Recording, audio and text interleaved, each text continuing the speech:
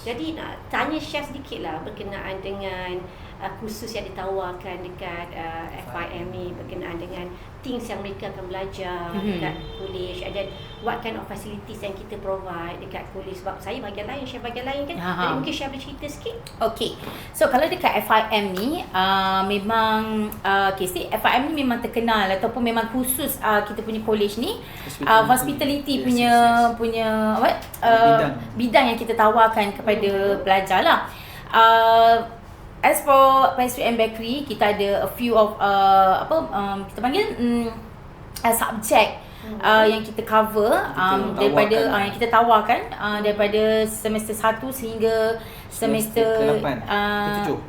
Semester 5 lah, semester 5. Sebab praktikal diorang dah buat sendiri, kita dah prepare diorang dah ni sampai 5. Kan? Betul. Jadi semester 1 kita banyak prepare student on basic skills.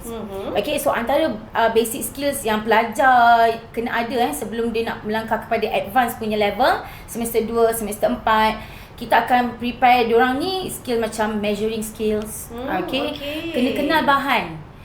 Ingredients ingredients kena tahu juga jenis-jenis tepung. I see.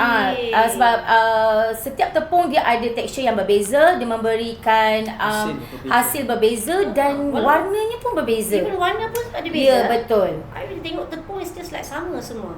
Dia macam kalau tepung gandum, warna dia macam putih kekuningan sikit. Kalau betul-betul tengok dia lah kan. So balik ni madam macam boleh lah buka madam punya tu kan, macam madam tenung, madam punya mangkuk apa tu bekas kan. Hadap pula setiap tepung yang ada. Jadi betul madam boleh comparekan pula. Warna tepung jagung lain kan, dia putih. Oh yeah, that's right. That is tepung jagung. Yes. Okay, betul. Okay.